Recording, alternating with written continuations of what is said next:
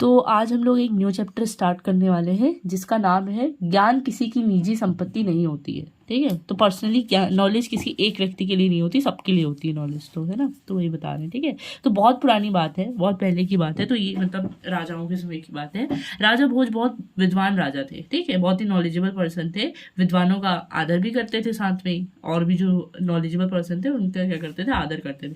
उनकी राजसभा में उस समय के सबसे बड़े 9 विद्वान थे। ठीक है, जो सबसे ज्यादा नॉलेजेबल पर्सन थे, उन्हीं की राज्यसभा में उन्होंने उनको रखा हुआ था, जिसमें से कालिदास और मार्ग भी थे। ठीक है, तो कालिदास बहुत फेमस व्यक्ति है, उनके हमने बुक में बहुत सारी चीजें पढ़ी हुई है कालिदास की। ठीक है, तो ये विद्वान नवरत्न कहलाते थे। तो 9 ऐसे मतलब बहुत नॉलेजेबल पर्सन थे, वो नवरत्न कहलाते थे। उसमें से कालिदास और मात, ये 2 लोग भी हैं। ठीक, विद्वानों के बीच प्रायः शास्त्रार्थ चलता रहता था, जिसमें राजा भोज स्वयं भी भाग लेते थे। ठीक है, तो यहाँ पे क्या चलता था, इनका शास्त्रार्थ चलता था, मतलब आपस में लोग नॉलेजेबल बातें करते थे, डिबेट करते थे, है ना, और जो भी चीजें होती थी वो, और राजा जो थे ना वो खुद भी उसमें पार्ट लेते थे। ऐसा नहीं कि बस यही लोग आपस में ही नॉलेज की बातें करें, नहीं, वो पार्ट भी लेते थे, हिस्सा लेते थे। ठीक है, भोज की राजधानी धारा नगरी। ठीक है, तो राजधानी कैपिटल होती है ना, कोई भी अगर है तो वहां की कैपिटल होती है। तो भोज, राजा भोज की जो राजधानी थी वो धारा नगरी थी। ठीक है, कहते हैं कि धारा नगरी में सभी व्यक्ति शिक्षित थे, सभी लोग वहां पे पढ़े लिखे थे। ठीक है, अगर राजा पढ़े लिखे होंगे तो वहां पे लोग भी शिक्षित होंगे, तो सभी लोग शिक्षित थे, सभी ज्ञान में एक से बढ़कर एक थे। ठीक, जहाँ के राजा पढ़े लिखे होते हैं वहां के लोग भी पढ़े लिखे होते हैं। ठीक है, तो सभी लोग ज्ञान में एक से बढ़कर एक ज्यादा होशियार थे। वहां की भाषा संस्कृत थी, पहले से सब जगह संस्कृत होती थी, तो वहां की भी संस्कृत थी। राजा भोज ने अपनी प्रजा का ज्ञानी होने पर अभिमान था, उनको बहुत ज्यादा ऐसे मतलब अभिमान था, घमंड था कि भाई मेरे वहां सब लोग क्या है, ज्ञानी है। ठीक, एक बार राजा भोज और महाकवि माघ सैर पर निकले, 2 लोग वो लोग घूमने के लिए निकले। शास्त्र और साहित्य पर चर्चा करते हुए वो चले जा रहे थे। ठीक, तो वहां से चलते हुए जा रहे थे, आपस में बात भी किसकी कर रहे हैं, कोई ऐसे फालतू बातें नहीं कर रहे, वो कर रहे शास्त्र और साहित्य पर चर्चा कर रहे हैं। ठीक है, बहुत देर चलने के बाद उन्हें ध्यान आया कि वो तो बहुत दूर निकल चुके हैं, अब बहुत आगे जा चुके हैं, वो तो राजमार्ग तो पीछे ही छूट गया, जो राजा के महल तक का जाने का मार्ग था वो तो पीछे ही कहीं छूट गया है। यहाँ तो गाँव की ओर जाने वाली पगडंडियां दिखाई पड़ रही थी। ठीक है, अब ये जो देखो पगडंडियां यहाँ पे ये दिख रही है ना, इनको पगडंडियां बोलते हैं, जहाँ से लोग पैदल चल के जाते हैं।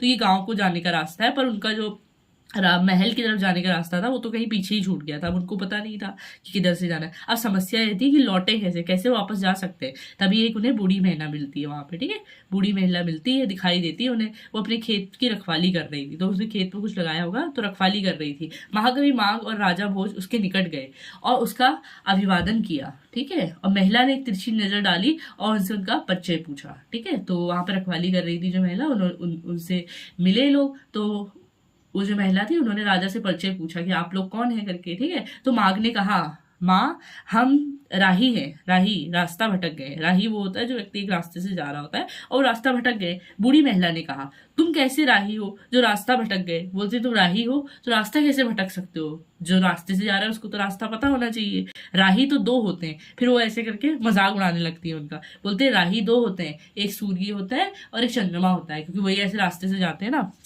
तो ये बोलती है। ठीक है, फिर क्या होता है आगे। ठीक है, ये युगों से चल रहे हैं और राह कभी नहीं भूले। बोलते हैं कि देखो वो सूर्य और चंद्रमा है ना, वो भी तो सालों से चल रहे हैं, वो राही है ना, वो जाते रहते हैं लेकिन वो कभी रास्ता नहीं भूले। ठीक, तो फिर माघ जो थे उनके साथ, उन्होंने वहां कहा, मेरा मतलब है रास्ता कहाँ जाता है। ठीक, तो वो क्वेश्चन बोलते हैं कि अरे मेरा मतलब है कि रास्ता कहाँ जा रहा है। महिला ने फिर उनका मजाक जैसा उड़ा करके बोल दिया, बेटा रास्ता कहीं नहीं आता जाता है। ठीक है, तो रास्ता तो वहीं रहता है, कहीं आता भी नहीं है और जाता भी नहीं है, यह तो सदा स्थिर रहता है। बोलती रास्ता तो यहीं पे रहता है, कहाँ जाएगा रास्ता, है ना, लोग ही इस पर आते जाते रहते हैं। हाँ, तो जैसे सड़क से हम ही लोग आते जाते हैं ना, सड़क तो कहीं जाती नहीं है। ठीक, फिर आगे क्या होता है, पर बेटा तुमने अभी तक यह नहीं बताया कि तुम दोनों कौन हो। तो फिर वो पूछती है कि बताओ तो हो कौन आप लोग। इस बार राजा भोज ने उत्तर दिया, हमें अतिथि समझ लो। अतिथि मतलब जो होते हैं ना, गेस्ट आते हैं, वैसे अतिथि समझ लो आप, हम आपके गांव में आए ना। तो महिला फिर प्रश्न कर बैठती है उनसे कि अतिथि तो 2 होते हैं, धन और यौवन। ठीक है, अचानक आते हैं और चले जाते हैं, तो अतिथि ऐसे ही तो होते हैं, थोड़ी देर के लिए आते हैं फिर चले जाते हैं। तो बोलती है तो 2 ही होते हैं सिर्फ, धन और यौवन। ठीक है, तो राजा भोज ने सोचा कि बता ही देना चाहिए कि हम राजा हैं करके। ठीक है, उन्होंने सोचा भाई अब बता देते हैं, वरना तो परेशान कर देंगे, ऐसे क्वेश्चन पूछ रही है। ठीक है, तो वृद्धा हंसी और बोली, राजा भी 2 ही होते हैं, देवताओं का राजा इंद्र है और महाकाल। ठीक है, देवताओं के राजा है इंद्र और महाकाल। तुम इनमें से भी कोई नहीं लगते हो। तो वो बोल देती कि राजा कौन राजा, राजा तो दो ही होते हैं, तो तुम तो इनमें से कोई हो ही नहीं। तो राजा भोज और महाकवि माग वृद्धा की वाचालता पर चकित हो गए। बोलते वाचालता मतलब वो एकदम चौंक गए कि भाई कैसे प्रश्न पूछ रही है, कैसे उत्तर दे रही है ये मेरे को करके, ठीक है, इस तरीके के मतलब अजीब से।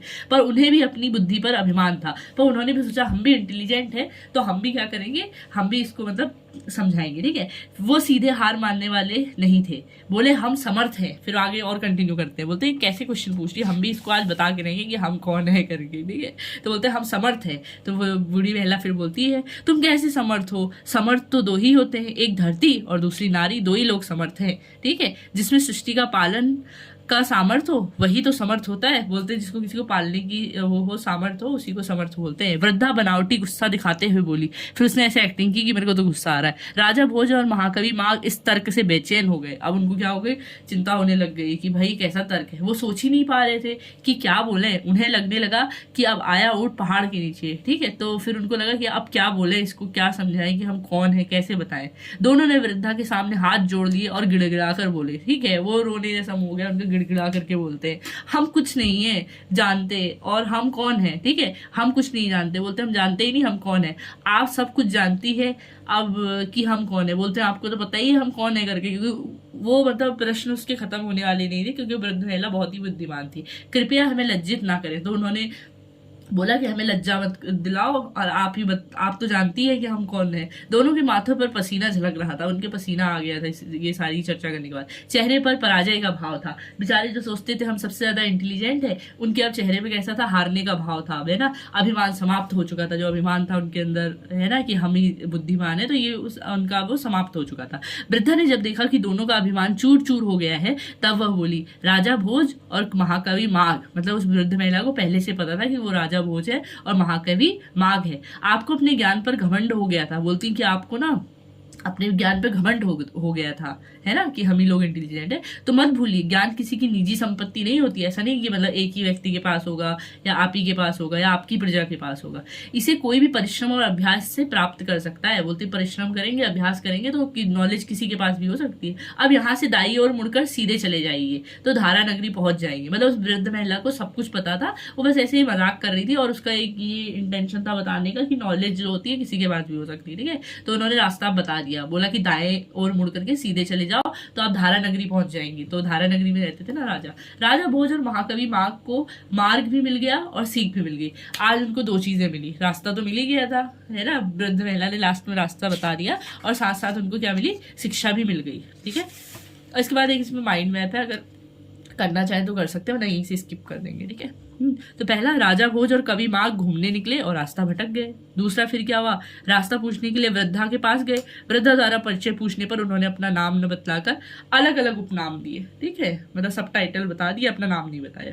उपनाम सुनकर के वृद्धा उन्हें एक अलग ही ज्ञान करवाया। उन्होंने वृद्धा ने भी उनको ज्ञान करा दिया कि नॉलेज है मेरे पास भी, रास्ता कहीं नहीं आता जाता, लोग ही इस पर आते जाते हैं। पहला तर्क उसने ये दिया। दूसरा, राही दो ही होते हैं, सूर्य और चंद्रमा, दूसरा ये तर्क दिया। तीसरा, अतिथि दो होते हैं, धन और यौवन।